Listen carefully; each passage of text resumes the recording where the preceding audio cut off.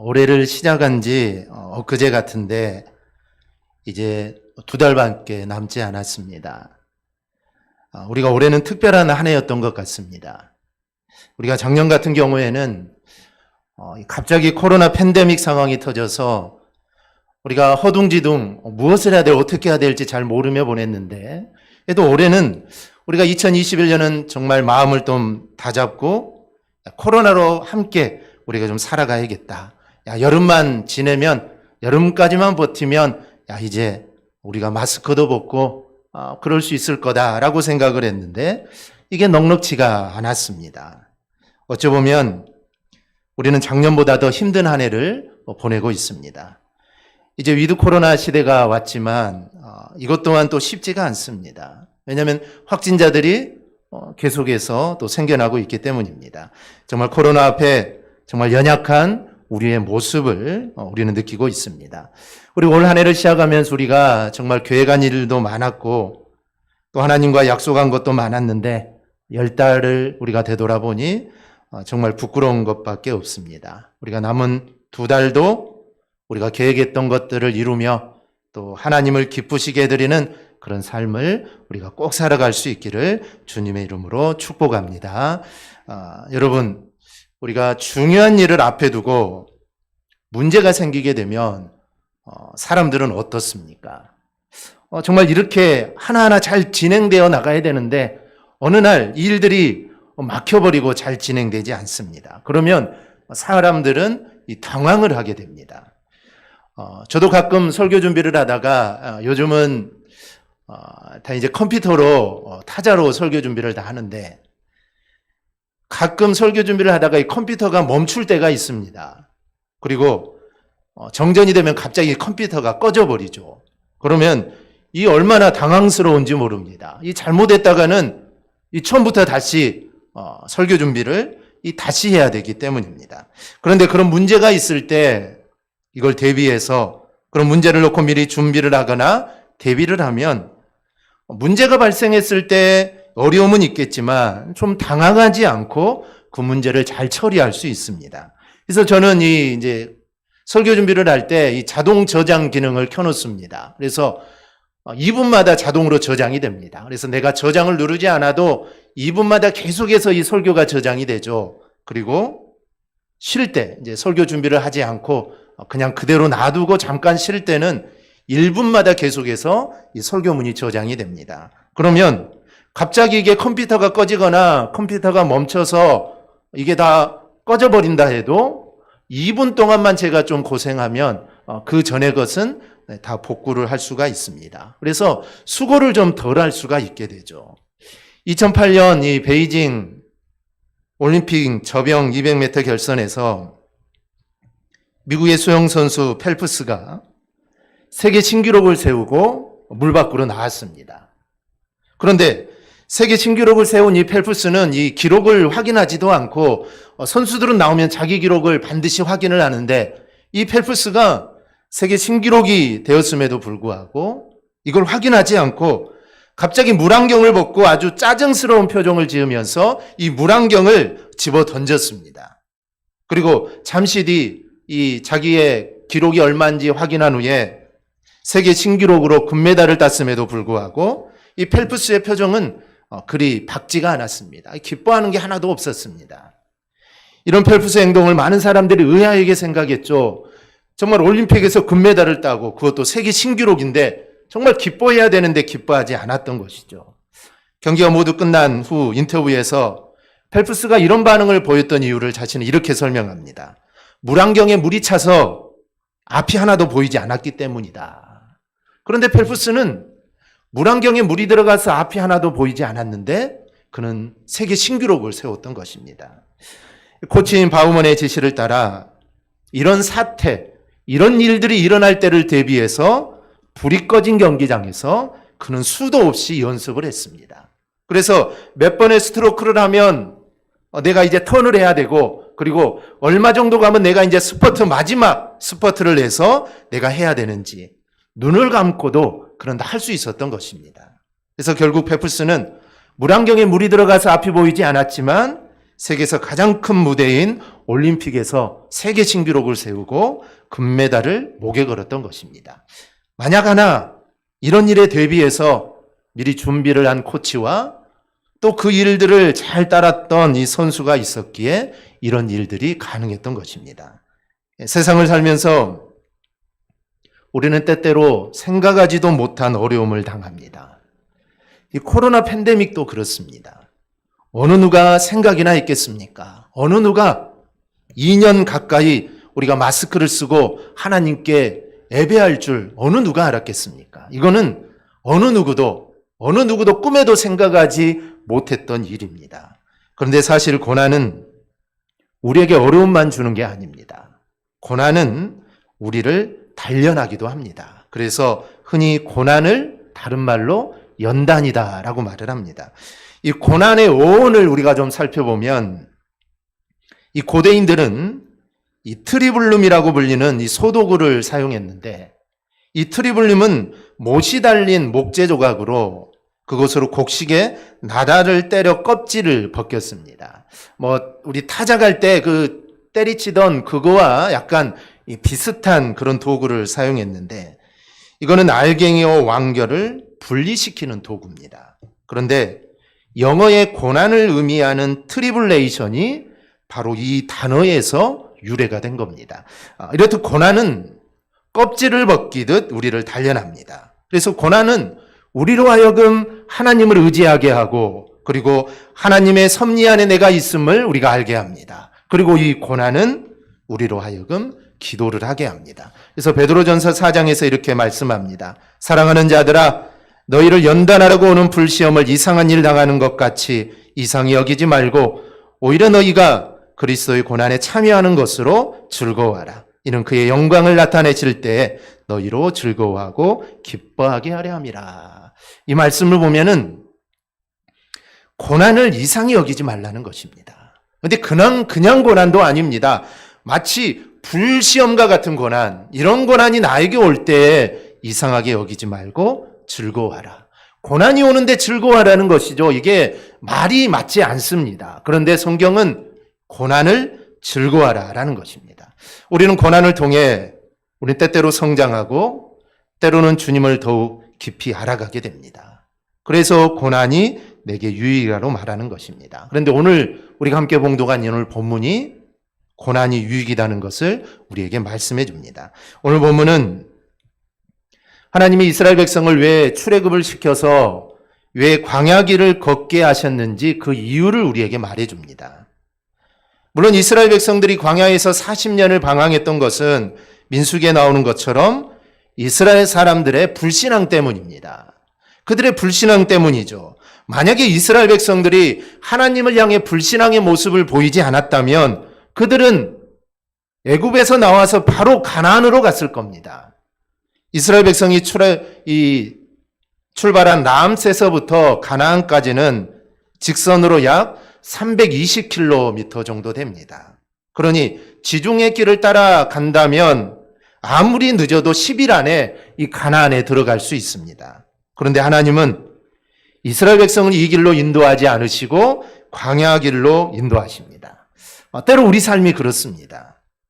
우리는 좀 편하면 좋겠고 좀 행복하면 좋겠고 고난 없이 정말 그런 삶을 살았으면 좋겠는데 그런데 우리의 삶이 또 그렇지 않습니다. 이 세상은 광야와 같습니다. 즉 수많은 고난이 있습니다. 이 바울의 삶이 그렇습니다. 바울은 아시아로 가서 복음을 전하고자 생각을 했습니다. 내가 아시아로 가서 복음을 좀 전해야겠다. 만약에 바울이 아시아로 왔다면 우리나라의 복음이 좀 더 일찍 들어왔을 수도 아마 있었을 것입니다. 그런데 내가 아시아로 가서 복음을 전해야겠다고 생각을 했는데 하나님이 그 길을 막으십니다. 너 아시아로 가지 말고 유럽으로 가라. 그런데 이것은 바울의 생각이 아니죠. 하나님의 생각입니다. 그리고 하나님이 바울을 강권적으로 유럽으로 인도하십니다. 그렇다면 그 길이 평탄해야 될 텐데 그 길이 그렇지 않습니다. 바울 앞에 엄청난 고난이 기다리고 있었습니다. 감옥에 갇히기도 하고 매를 맞아 죽을 뻔한 적이 한두 번이 아닙니다. 그리고 결국에는 죽음의 길로 가게 됩니다. 그에게 광야의 삶이 기다리고 있었습니다. 하나님이 인도하신 길이면 그 길이 평탄해야 되는데 하나님이 인도하신 길임에도 불구하고 그 길은 평탄하지 않았습니다. 그래서 인생길을 가는 것이 꼭 광야를 가는 것과 같습니다. 쉽지 않습니다. 어떠한 일들이 우리 앞에 기다리고 있을지 아무도 모릅니다. 이렇게 광야와 같은 인생길을 지나는 우리들이 반드시 기억해야 할 것이 있습니다. 첫째로 이 광야길을 가게 하는 데는 하나님의 뜻이 있다는 겁니다. 오늘 본문 2절과 3절을 보면 광야길을 걷게 하신 하나님의 두 가지의 이유가 있습니다. 하나는 2절에 나와 있듯이 이스라엘이 하나님의 명령을 지킬 것인지 아닌지 시련을 주어 시험해 보려고 하신 겁니다. 이들이 내 말을 지키는지 안 지키는지 시련을 주어서 한번 시험해 본다는 것이죠. 그냥은 시험하기가 좀 어렵죠. 그래서 이들에게 고통을 한번 줘보는 것입니다. 그런데 이들이 이런 고통 가운데서도 과연 나를 잘 섬기는가 한번 하나님이 시험해 보고자 한 겁니다. 또 하나는 3절에 나와 있는데 이스라엘을 낮추시고 또 굶주리게 하다가 또 만나를 주셔서 먹게 하신 것은 사람이 빵으로만 사는 것이 아니라 하나님의 모든 말씀으로 살아야 한다. 이것을 이스라엘에게 가르쳐 주기 위함입니다. 그래서 하나님이 바로 만나를 주시지 않았죠. 그래서 너희가 이런 것으로 사는 것이 아니라 하나님 말씀으로 사는 것이다 라는 것을 가르치기 위함입니다. 이렇게 하나님이 이스라엘을 광야로 인도하시는 데는 분명한 이유가 있습니다. 그냥 하나님이 즉흥적으로 막 화가 나서 너희들 광야 한번 가봐라, 너희 한번 고생해봐라, 그들을 인도한 것이 아닙니다. 분명한 하나님의 이 뜻이 있습니다. 우리의 삶도 광야길을 지나가게 하실 때가 있습니다. 그것이 물질의 광야이든 아니면 건강의 광야이든 광야의 길을 지나가게 하실 때가 있습니다. 요한복음 9장을 보면 예수님이 길을 가시다가 태어나면서부터 맹인된 한 사람을 만납니다. 제자들이 주님께 이렇게 묻습니다. 선생님, 저 사람이 맹인으로 태어난 것은 누구의 죄입니까? 저 사람의 죄입니까? 아니면 그 부모의 죄입니까? 그 당시는 사람들이 맹인으로 태어나거나 또 뭐 병을 얻거나 그러면 죄 때문에 그런다고 생각을 했습니다. 그러면 부모의 죄인지 아니면 자신의 죄인지 이 둘 중에 하나입니다. 그러자 주님이 이렇게 말합니다. 이 사람이나 그 부모의 죄로 인한 것이 아니라 그에게서 하나님이 하시는 일을 나타내고자 하심이니라. 즉, 이 사람이 맹인이 되는 것은, 맹인으로 태어난 것은 하나님의 일을 나타내고자 하심이다 라는 것이죠. 그러면 하나님의 일을 나타낸다는 것은 뭘까요? 물론 이 사람의 경우에는 예수님이 이 사람을 치료하십니다. 그리고 이 사람은 자기가 치료함으로 인해 예수님을 나타냅니다. 그러니 이 사람은 그 병의 치유함으로 인해 예수님을 나타내는 삶을 살게 되죠. 그런데 이 시대의 맹인이 이 사람뿐이었겠습니까? 아니죠. 그 시대에 수많은 맹인들이 있었을 겁니다. 그럼 그 맹인들은 왜 그렇게 되었을까요? 이 사람이야 고침을 받아서 하나님께 영광을 나타냈지만 다른 맹인들, 만약에 맹인이 된 거나 맹인으로 태어난 것이 하나님의 일을 나타낸 것이라면 주님은 그 모든 맹인들을 다 고쳐주어야 합니다. 그래야 이 말의 앞뒤가 맞는 것입니다. 하지만 성경 어디를 찾아봐도 모든 맹인들이 다 고침을 받았다는 말씀은 없습니다. 그렇기 때문에 어떤 맹인이라도 내가 하나님의 영광을 드러내는 내가 삶을 살겠다고 믿음으로 살면 그 또한 하나님의 일을 자신의 삶으로 드러내는 것입니다. 오늘날 우리도 많은 아픔을 당합니다. 물질로 인해, 건강으로 인해 많은 어려움을 받습니다. 그럼 이런 어려움을 당하는 이유가 무엇입니까? 그 이유는 단 하나입니다. 그 어려움을 통해 하나님을 붙잡고 살라는 것입니다. 믿음으로 살아서 이 어려움을 극복하는, 고난을 극복하는 모습을 세상에 보여주라는 것입니다. 물질에 계속 어려움을 당하고 병이 고쳐지지 않아도 우리는 물질로 사는 것이 아니다. 나는 건강으로 내가 사는 것이 아니다. 내가 물질에 지금 어려움을 당하고 내가 건강으로 내 어려움을 당하고 있지만 나는 이런 것으로 사는 것이 아니라 나는 믿음으로 산다. 바로 이것을 세상 사람들에게 보여주라는 것입니다. 병이 고침을 받거나 내 물질의 어려움이 해결되는 것, 이건 문제가 아닙니다. 해결되든 해결되지 않든, 내가 건강하든 건강하지 않든 그건 별 상관없습니다. 그 모든 상황을 통해 나는 이런 것으로 사는 것이 아니라 나는 믿음 붙잡고 산다. 이것을 세상 사람들에게 보여주라는 것입니다. 요한복음 9장에 나오는 맹인은 고침을 받았습니다. 얼마나 감사한 일인지 모릅니다. 그러나 설령 고침을 받지 못했더라도 주님 붙잡고 살라는 것입니다. 맹인이어도 믿음으로 소망 가운데 살아 세상에 예수 그리스도를 나타내라는 것입니다. 이건 충분히 가능한 것이죠. 고침을 받지 않아도 그 삶을 통해 주님을 드러낼 수 있습니다. 내가 건강하지 못해도, 내가 병이 있어도, 내가 어려워도 우린 충분히 주님을 드러낼 수 있습니다. 바로 그런 삶을 살라라는 것입니다. 우리 모두는 광야길을 지나는 것과 같은 어려움들을 당하고 있습니다. 말을 안 하고 우리가 몰라서 그렇지 모든 사람들은 다 어려움이 있습니다. 정말 행복해 보이는 사람도 그 뒤에는 아픔과 눈물이 있습니다. 하나님이 우리에게 이렇게 광야길을 걷게 하는 어려움을 주신 데는 분명히 하나님의 뜻이 있습니다. 물론 우리는 왜 하나님이 우리에게 이런 어려움을 주시는지, 그리고 그 뜻이 무엇인지 우리는 모를 때가 더 많습니다. 그런데 우리가 믿는 것이 하나가 있습니다. 이사야 41장 10절 우리 함께 봉독합니다. 두려워하지 말라. 내가 너와 함께함이라. 놀라지 말라. 나는 내 하나님이 됨이라. 내가 너를 굳세게 하리라. 참으로 너를 도와주리라. 참으로 나의 의로운 오른손으로 너를 붙들리라. 아멘. 우리는 이 어려움과 고난의 의미는 몰라도 하나님이 분명 나를 사랑하시며 이 고난과 어려움에도 나를 향한 하나님의 뜻이 분명히 있다는 것을 우리는 압니다. 하나님이 붙잡아 주신다는 겁니다. 그리고 하나님이 도와주신다는 겁니다. 그러니 우리는 우리 가운데 있는 고난 가운데도 오직 하나님만 붙잡고 나가면 됩니다. 그러면 하나님이 나와 함께 하셔서 나를 반드시 선하게 인도하십니다. 그러니 우리가 이 말씀을 붙잡고 오직 주님만을 붙잡고 광야 같은 이 길에서 우리가 꼭 승리하시기를 축원합니다. 두 번째로 어려운 광야 길에도 유익이 있습니다. 여러분, 광야가 어떤 곳입니까? 미국의 저명한 구약학자 월터 브루그만 교수가 광야를 이렇게 표현합니다. nothingness. 이 말의 뜻은 아무것도 없음의 자리라는 것입니다. 광야는 아무것도 없습니다. 광야에는 낮에는 뜨거운 햇볕이 쏟아지고 밤에는 추위가 뼛속까지 스며듭니다. 더웠다가 저녁에는 너무 춥습니다. 그런 곳에 들짐승이 먹잇감을 찾아 쏘다니고 정갈과 불뱀이 득실거리는 곳, 그곳이 바로 광야입니다. 그래서 광야길은 어려운 길입니다. 마실 것, 먹을 것도 충분하지 않습니다.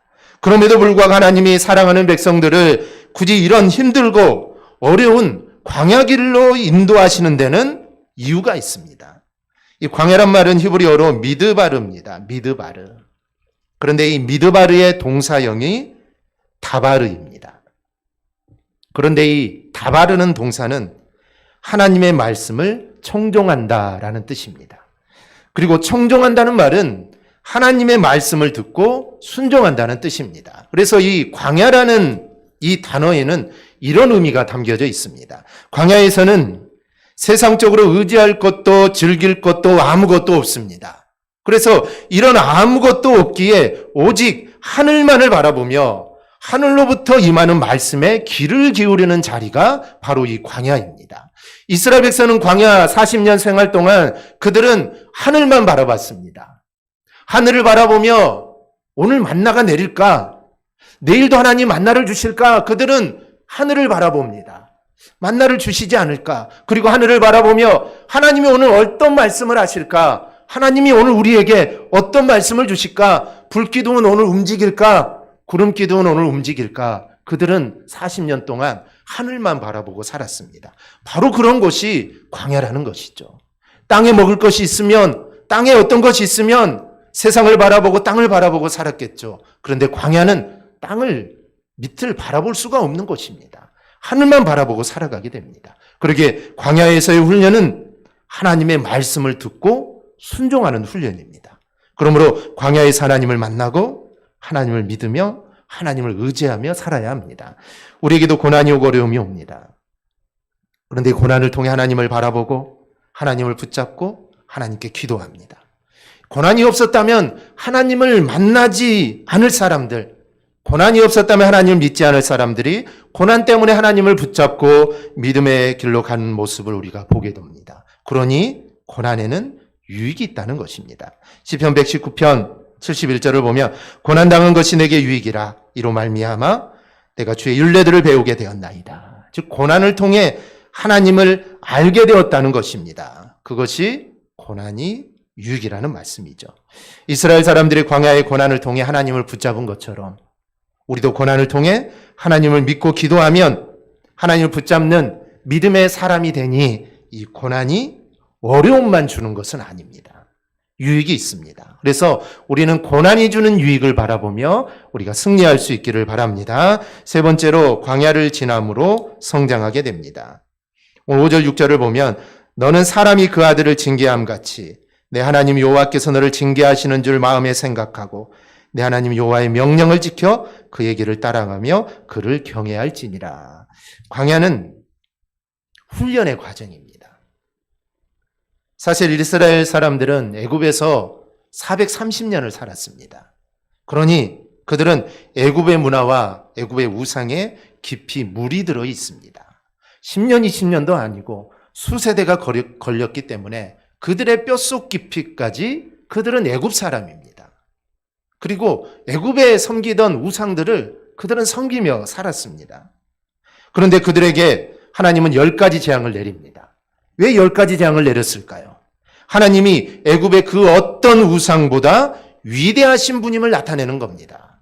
그리고 죽음을 통하여 애굽의 그 어떤 신도 이 죽음을 해결하지 못하는데 나는 이 죽음을 주장하는 바로 그런 신이다라는 것을 이스라엘 사람들에게 알려주는 겁니다. 그뿐입니까? 홍해 사건을 통해 하나님은 이 세상 모든 만물, 즉 자연 만물도 다스리시는 분이 하나님이심을 그들에게 가르쳐 줍니다. 그런데 이 모든 것들을 보았음에도 불구하고 이스라엘 사람들은 툭하면 애굽을 그리워합니다. 툭하면 애굽으로 가자고 합니다. 그런데 하나님은 이 광야 훈련을 통해 이제 이스라엘 사람들이 애굽의 모든 우상과 그 모든 문화를 다 버리고 이제 너희가 하나님만을 섬기며 하나님만을 기뻐하는 삶을 살아가기를 하나님은 원하셨습니다. 그래서 이 훈련을 통해 믿음의 사람들이 되기를 원하셨습니다. 오직 하나님만을 바라보는 믿음의 사람으로 성장하기를 하나님은 원하셨던 겁니다. 본문 2절입니다. 내 하나님 여호와께서 이 40년 동안에 내가 광야 길을 걷게 하신 것을 기억하라. 이는 너를 낮추시며 너를 시험하사 내 마음이 어떠한지 그 명령을 지키는지 지키지 않는지 알려 하심이라. 이제 40년이 지났습니다. 여호수아 1장 18절을 보면 여호수아가 가나안에 들어갈 것을 백성들에게 설명을 합니다. 백성들이 이렇게 화답합니다. 누구든지 당신의 명령을 거역하며 당신의 말씀을 순종하지 아니하는 자는 죽임을 당하리니 오직 강하고 담대하소서. 3장을 보니 법궤를 앞세우고 아무 말 없이 하나님이 명하시는 대로 요단강을 걸어 들어갑니다. 6장을 보니 여리고를 돌라는 대로 돕니다. 하루에 한 바퀴 돌아라, 한 바퀴 돕니다. 7째 날 7바퀴 돌아라, 7바퀴 돕니다. 출애굽할 당시에 이스라엘 백성의 모습을 생각해 보십시오. 홍해를 앞에 두고 말 앞에서 광야 앞에서 온통 아우성입니다. 불신앙적인 말로 가득합니다. 그런데 광야를 거치면서 그들은 고난을 겪으면서 그들은 훈련이 되어진 것입니다. 그래서 그들은 성숙해졌습니다. 물론 아직 부족한 것은 많지만 그래도 그들의 믿음이 성장했습니다. 그래서 이제는 하나님이 하라고 하면 합니다. 한 바퀴 돌아면 한 바퀴 돌고 7바퀴 돌려면 7바퀴 돕니다. 만약에 전에 출애굽을 당시에 이렇게 했다면 그들은 원망했을 겁니다. 안 돌았을 겁니다. 애굽으로 가자 그랬을 겁니다. 그런데 이제는 그들이 달라졌습니다. 때로 하나님이 우리에게 고난을 허락하시는 이유는 이런 과정을 통해 기도를 통해 하나님을 붙잡아 우리의 믿음이 성장하기를 원하시기 때문입니다. 그러니 광야와 같은 이 세상에서 우리는 주님을 붙잡고 기도해야 합니다. 그 일로 인해 나의 믿음이 성장하게 되고 내 인격이 성숙하게 됩니다. 여러분, 우리가 세상을 살다 보면 광야를 지날 때도 있고 가나안을 지날 때도 있습니다. 우리의 일평생 동안 광야만 있는 게 아니죠. 어떨 때는 광야와 같은 삶이 있겠지만 또 어떨 때는 우리의 모든 것이 해결되어 이 가나안과 같은 삶이 있습니다. 여러분이 미국 가면 라스베가스에서 이 요세미티 공원을 가려면 반드시 사막을 지나가야 합니다. 사막을 지나가지 않으면 이 아름다운 요세미티 국립공원을 갈 수가 없습니다. 그런데 그 사막길이 4시간입니다. 미국의 길이 얼마나 곧습니까? 그 길을 사막을 지나 4시간을 가야만 아름다운 요세미티 국립공원을 갈 수가 있습니다. 그런데 요세미티는 가고 싶은데 사막은 지나가기 싫은 겁니다. 이스라엘 백성도 마찬가지입니다. 가나안에는 들어가고 싶습니다. 적과 꿀이 흐르는 정말 그 풍요로운 가나안은 들어가고 싶은데 광야는 통과하고 싶지 않습니다. 그런데 가나안에 들어가려면 반드시 광야를 지나야 합니다. 그것이 바로 하나님의 방식입니다. 우리도 늘 가나안에 살고 싶습니다. 늘 평탄한 삶을 살고 싶습니다. 그러나 때로는 예기치 않는 환난의 비바람이 우리에게 다가옵니다. 갑자기 몸이 아파서 병원에 갔더니 아무래도 암 같다고 조직 검사를 해봐야겠다는 충격적인 이야기를 듣습니다. 잘 되던 사업이 갑자기 협력업체 부도가 나가지고 연쇄부도로 큰 어려움을 겪습니다. 정말 말을 잘 듣고 순종하는 자녀들이 어느 날 나쁜 친구들과 사귀어서 말도 안 듣고 대들고 문제를 일으키기도 하고 여러 가지 많은 일들이 우리 가운데 다가옵니다. 무슨 일을 해도 어떤 상황에 처하게 되면 정말 하나님이 계시는가? 하나님을 원망하기도 하고 그런 하나님이 함께 하시는지 의심이 들기도 합니다. 그런데 이진희 목사님이 쓴 광야를 읽다라는 이 책이 있습니다. 광야를 읽다, 책을 읽다라는 그런 말인데 광야를 읽다라는 책을 보면 우리는 지금 광야를 지나고 있으므로 장막에 살고 있다고, 집이 없다고 불평하지 말라고 합니다. 모아놓은 것이 없다고, 창고가 비어 있다고, 그늘이 없다고 원망하지 말라는 것입니다. 우리는 광야에 사는 사람이 아닙니다. 광야는 지나가는 길입니다. 우리의 목적지는 이 가나안에 있습니다. 가나안을 가기 위해 지금 광야를 걷고 있습니다. 그러니 광야에서 좀 불편하다고, 내가 가진 것이 없다고 원망하지 말라는 것이죠. 우리는 광야를 통과해서 약속의 땅, 이 가나안에 들어가는 것입니다. 또한 우리는 하나님이 우리의 삶 가운데 분명한 인도하심을 보여주기를 원합니다. 하나님이 우리 앞길을 좀 보여주기를 원하죠. 그래서 너 이 길로 가라, 이쪽으로 가면 된다, 좀 이렇게 말해주기를 우리는 원합니다. 하지만 하나님은 그렇게 인도하시지 않고 우리가 모르게 인도하실 때가 많습니다. 이 책의 저자는 비록 우리 앞에 구름 기둥과 불뚝 기둥이 나타나지 않고 별이 나타나지 않아도 하나님은 우리가 모르는 방법으로 우리가 모르는 사이에 우리를 인도해 주신다. 하나님은 보이지 않는 우리의 삶 속에서 우리를 인도하신다라고 말을 합니다. 그래서 불기둥이 보이지 않는다고, 구름 기둥이 보이지 않는다고 원망하지 말라는 것입니다. 하나님은 내가 모르는 그곳에서 우리를 반드시 인도하십니다. 그런데 이 광야를 정확히 이해하고 살아가는 사람들이 드뭅니다. 이게 문제죠. 이 광야가 어떤 곳인지 정확히 안다면 그 광야를 기쁨으로 지나갈 겁니다. 마치 소풍 가는 것처럼 그 광야길이 40년이든 아니면 80년이든 상관없이 그 길을 기쁨으로 가겠죠. 그런데 많은 사람들이 이 광야에 대해서 정확히 모르고 가고 있습니다. 우리는 다 같은 광야를 거닐지 않습니다. 우리가 걸어가는 광야도 누구 하나 동일하지 않습니다. 그러면서도 모든 광야길에는 동일한 메시지가 담겨져 있습니다. 이 책을 보면 시편 23편 이야기를 합니다. 그러면서 양떼 이야기를 하죠. 여러분, 시편 23편 하면 어떤 그림이 떠오르십니까? 요한은 나의 목자시니 이 시편 23편을 쭉 읽어보다 보면 뭐 실만한 문과도 나오고 푸른 초장도 나오고 23편을 읽어보다 보면 정말 끝없이 펼쳐진 푸른 풀밭이 있고 그 한가롭게 풀을 뜯는 양들이 있고 옆에는 잔잔한 시내가 흐르는 정말 아름다운 한 폭의 그림 같은 그런 모습이 떠오를 겁니다. 그런데 이스라엘의 양은 그런 곳에서 자라지 않습니다. 이스라엘의 양은 광야에서 자랍니다. 이 목동이었던 다윗이 양을 쳤는데 이 다윗은 마치 요들송을 부르면서 양을 치는 아름다운 스위스의 그런 곳에서 양을 치는 양치기와 다릅니다. 그는 황량한 광야에서 양을 쳤습니다. 지금도 이스라엘에 가면 나무 한 폭이 자라지 않는 험한 산에서 양을 치는 모습을 볼 수가 있습니다. 그런데 양은 스스로 할 수 있는 것이 하나도 없는 동물이 양입니다. 그래서 이 동물학자들은 하나님이 만드신 이 피조물 가운데 만약에 인간이 돌봐주지 않으면 가장 먼저 사라질 피조물로 이 양을 꼽습니다.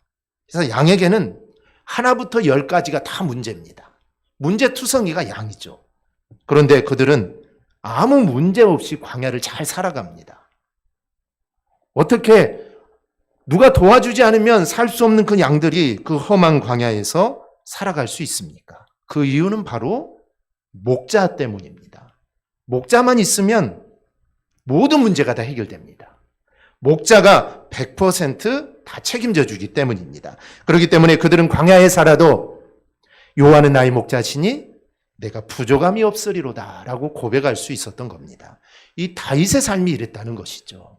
다윗은 광야의 길을 걷습니다. 사울이 막 자신을 죽이려고 하죠. 동굴에 피해야 되고 먹을 것도 없고 언제 죽을지 모릅니다. 그런데 여호와는 나의 목자시니 내게 부족함이 없으리로다. 광야 같은 삶을 사지만 다윗의 목자는 하나님이셨던 겁니다. 그러니 나는 부족함이 없다는 것이죠. 우리의 삶도 이와 같은 광야입니다. 나만 광야의 삶을 사는 게 아닙니다. 누군가나 다 나름의 광야의 삶을 살아갑니다. 따라서 우리에겐 목자가 필요합니다. 목자가 있기만 하면 우리는 광야길을 아무 염려 없이 우리는 살아갈 수가 있습니다. 바로 목자가 되시는 분이 하나님이십니다. 그래서 하나님께서 우리를 쉴만한 푸른 초장과 쉴만한 물가로 우리를 늘 인도해 주시는 것입니다. 여러분, 어떤 광야에도 길이 있습니다. 그 길이 바로 예수 그리스도입니다. 그러므로 우리는 광야를 걷되 광야를 바라봐서는 안 됩니다. 광야를 걷고 있지만 우리가 바라볼 대상은 예수 그리스도입니다. 주님과 함께 걷고 주님과 친밀히 동행하는 것이 우리가 광야에서 살 길입니다. 성경에 나오는 수많은 신앙의 인물들은 모두 광야를 통과한 사람들입니다. 이들에게 있어서 광야는 결코 고통과 형벌의 장소가 아니었습니다. 이들에게 있어 광야 세월은 결코 허비하는 세간이 아니었습니다. 이들 모두는 광야가 만들어낸 사람들입니다. 그들에게 광야가 없었다면 모세, 다윗, 이들에게 광야의 삶이 없었다면 그들은 그런 인물이 될 수 없었을 겁니다. 그래서 그들이 그런 위대한 사람이 될 수 있었던 것은 바로 광야가 그들을 그렇게 만든 겁니다. 이스라엘 백성도 마찬가지죠. 이제 여호수아가 이스라엘을 지도할 때 우리 가나안으로 가자 했을 때 그들은 갑시다라고 할 수 있었던 것은 이 광야의 훈련이 있었기 때문에 그들을 그렇게 만들어 놓았던 것입니다. 지금 여러분은 어떤 광야를 지나고 있습니까? 하나님이 왜 당신을 그 광야에 들어가게 하셨습니까? 지금 그 광야를 어떻게 지나가고 있습니까? 힘들어 쓰러져 넘어져 있습니까? 아니면 주님을 붙잡고 그 광야길을 지금 가고 있습니까? 우리가 광야길을 가는 방법은 주님을 붙잡고 가는 것입니다. 주님을 바라보는 것입니다. 양들은 목자만 바라봅니다. 목자 소리를 듣고 목자를 따라갑니다.